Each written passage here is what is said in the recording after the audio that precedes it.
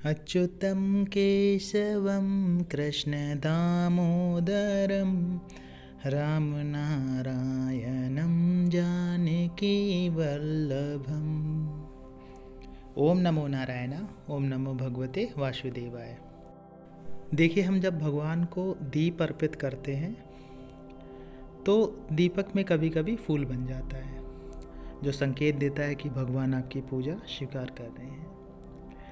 वहीं जैसे हम जब भगवान को भोग चढ़ाते हैं, भोग चढ़ाने के बाद में जो भोग बचता है वो प्रसाद के रूप में सभी को देते हैं। लेकिन आप ऐसा कभी सोच सकते हैं कि दुकान से मिठाई खरीदी और वो सबको बांट दिया, बोलो लो प्रसाद लो प्रसाद लो, बिना भगवान को अर्पित किए।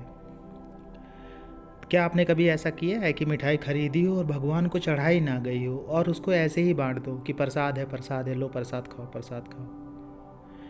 तो आप सोचिए, उस मिठाई का प्रसाद में बदलना कब हुआ?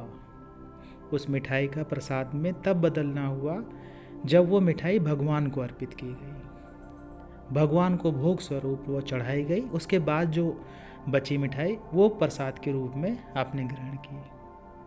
तो मिठाई तो वही है जो आपने दुकान से खरीदी थी। तो दुकान से खरीदी हुई मिठाई को डायरेक्टली प्रसाद के रूप में क्यों नहीं बांट सकते हैं? इस बात पे सोचिए आप। भाई, उसको डायरेक्टली भी तो बांट सकते हैं प्रसाद के रूप में, सबको बता दें लो प्रसाद है खाओ प्रसाद है। प्रसाद वही क्यों होता है जो भगवान को अर्पित करने के बाद ही लोगों में बांटा जाता है? इस सवाल के बारे में सोचिए और इसका जवाब भी सोचिए। अगर आपके पास जवाब है तो कमेंट्स भी दीजिएगा। इसी तरह से कुछ लोग कहते हैं कि हम कहीं पे भी दीपक जलाते हैं फूल बन जाता है। अब मेरी प्रसाद वाली बात को इससे रिलेटेड करके देखिए, क्या कहीं पे भी जलाया हुआ दीपक भगवान को अर्पित हुआ? और जब भगवान को अर्पित ही नहीं हुआ फिर उसमें फूल बने कुछ ही बने, उसका क्या महत्व है? आप खुद सोचिए। कोई महत्व है? कोई महत्व नहीं है। दूसरा, जैसे फूल आप वीडियो में देखते हैं, क्या ऐसे ही फूल बन जाते हैं? कहीं पे भी दीपक जलाते हैं, कभी भी दीपक जलाते हैं? आप खुद अपने अंतर मन से पूछिए, अपनी अंतर आत्मा से पूछिए, क्या ऐसा ही फूल बन जाता है रोज? क्या ऐसे ही फूल बिल्कुल ऐसे ही हृदय के रूप में फूल बनता है? कहीं पे भी दीपक जला दिया। लेकिन लोग कमेंट्स करते रहते हैं कि हम तो कहीं पे भी दीपक जलाते हैं फूल बन जाता है, कभी भी जलाते हैं फूल बन जाता है। कुछ लोग बोले हम तो बचपन में पढ़ाई करते थे, हर रोज़ फूल बनता था। मतलब देखिए, किसी की भी आस्था का मजाक नहीं बनाना चाहिए। और कुछ लोग बोलते हैं कि अंधविश्वास है, आप अंधविश्वास फैला रहे हो, ऐसा है वैसा है। देखिए, अपनी अपनी आस्था होती है। जब हम भगवान के सामने हाथ जोड़ के बैठते हैं, उनसे अपनी विनती करते हैं, उनसे अपनी परेशानी कहते हैं, उनसे अपनी दुख तकलीफ़ की बातें कहते हैं और उनसे बोलते हैं, प्रभु हमारी समस्याओं का समाधान कर दो। तो जो लोग ये कहते हैं कि अंधविश्वास, उनके हिसाब से तो वो भी अंधविश्वास होगा, क्योंकि उनको ये लगेगा कोई सुन तो रहा नहीं है। भाई, उनको तो प्रमाण चाहिए कि दिखे, कोई सुन रहा हो, कोई बैठा हो सामने, तभी तो मानेंगे कि हाँ जो हम कह रहे हैं वो सही है। तो बस वैसा ही समझ लीजिए, ये सारी बातें आस्था पे निर्भर करती हैं, ये सारी बातें विश्वास पे निर्भर करती है कि आपका विश्वास कितना दृढ़ है, आपकी आस्था कितनी मजबूत है, उसी पे सब निर्भर करता है। फिर आपको किसी भी सवाल की ज़रूरत नहीं पड़ेगी कि ये अंधविश्वास है, ये ऐसा है, हम कहीं पे भी दीपक जला रहे हैं फूल बन जा रहा है, सब कुछ है। अब जैसे मान लीजिए कि कोई भी गोल पत्थर दिख जाता है कहीं पे भी, सड़क पे है, इधर है उधर है, कहीं पे भी दिख गया, तो क्या आप उसे शिवलिंग मान लेते हैं? क्या शिवलिंग का भाव आपके अंदर तुरंत पैदा हो जाता है उसके लिए? नहीं होता है ना। जैसे हर गोल दिखने वाली चीज़ शिवलिंग नहीं होती है, उसी तरह से हर जगह फूल बन जाना कोई संकेत नहीं होता है। संकेत तब होता है जब आप भगवान के मंदिर में दीप जला रहे हैं, उन्हें अर्पित कर रहे हैं, उसके बाद में कोई बढ़िया सी आकृति बनती है, गणेश भगवान बन जाए, त्रिशूल बन जाए, ओम बन जाए, हृदय बन जाए, कमल का दल बन जाए, कुछ भी इस तरह से बन जाता है, गुलाब की पंखुड़ी बन जाए, उसे फूल मानिए। संकेत होगा कि भगवान आपकी पूजा स्वीकार कर रहे हैं। कहीं ना कहीं दीपक मुस्कुरा रहा है। कोई भी इंसान मुस्कुराता कब है या कोई भी चीज़ मुस्कुराती कब है? जब सामने वाला प्रसन्न होता है। तो प्रसन्नता ही दिखाता है, और प्रसन्न है तो मतलब आपकी पूजा स्वीकार हो रही है। और बाकी जो ये सोचते हैं कि ये कार्बन है, कार्बन डिपॉजिट है, तो भैया ये कार्बन डिपॉजिट ही है उनके लिए, ठीक है। और जो लोग सोचते हैं कि अंधविश्वास है, तो भैया ये अंधविश्वास ही है, आप ये सब मत देखिए।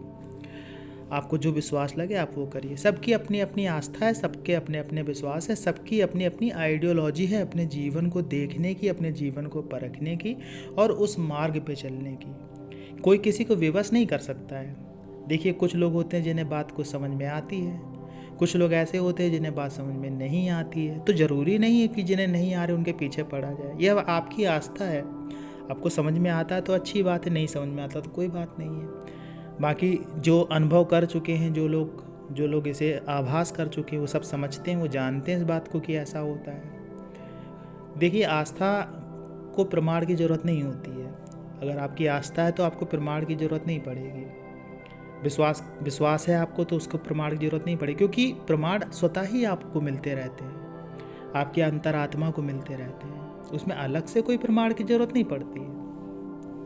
जो लोग ये कहते हैं कि ये अंधविश्वास ऐसा है वैसा है, तो भैया जहाँ विश्वास हो वहाँ जाइए। कोई ज़रूरी नहीं है कि आप दीपक में फूल बन जाओ, सब कुछ समझ लें। तो मेन मुद्दा ये है कि हमें अपना विश्वास बनाए रखना चाहिए। अगर आप भगवान से जुड़े हैं, अगर आप आस्था से जुड़े हैं, अगर आप मंत्र जप से जुड़े हुए हैं, तो कहीं ना कहीं आपको ये सब चीज़ों का आभास होता भी होगा। और जो लोग इस बात को समझते हैं, ये उनके लिए नहीं कह रहे हैं कि उनको विश्वास करना, क्योंकि उनको तो ऑलरेडी विश्वास है ही इस बात पे। ये उनके लिए हैं जो ये सोचते हैं कि नहीं ऐसा हो गया वैसा हो गया, ये अंधविश्वास है, ये तो कार्बन डिपॉजिट है, ये कोई संकेत नहीं है, नहीं वो नहीं। भाई नहीं भी हो सकता, ज़रूरी नहीं है कि उनके लिए संकेत ही हो, ज़रूरी नहीं है कि उनको अध्यात्म की राह मिल ही जाए, ज़रूरी थोड़ी है कि उनको मोक्ष चाहते हों जीवन से, ज़रूरी नहीं होता है कि वो भगवान को मानने वाले ही हों। क्योंकि बहुत सारे लोग ऐसे हैं ना जो खुद तो विश्वास करते नहीं, खुद तो कभी पूजा पाठ करते नहीं और दूसरों को भी गलत सलाह दिया करते हैं। देखिए क्या होता है कि पूजा पाठ आप जब करते हैं, आपने देखा होगा आपके घर में कोई अगर एक सदस्य करता है तो पूरे घर को आशीर्वाद मिलता है, पूरा घर एक तरह से अच्छे वातावरण में आ जाता है। तो आप खुद सोचिए कि अगर एक आदमी के करने से पूरे घर में इतना अच्छा वातावरण हो रहा है पूजा पाठ से, तो अगर सभी लोग करेंगे तो सोचिए कितना अच्छा वातावरण होगा।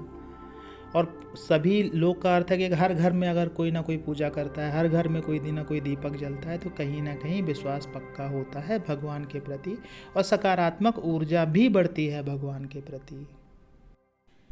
आशा है ये जानकारी आपको अच्छी लगी होगी। जानकारी अच्छी लगी हो तो वीडियो को लाइक करिएगा, कमेंट्स में जय माता दी, जय श्री कृष्णा, हर हर महादेव लिखिएगा।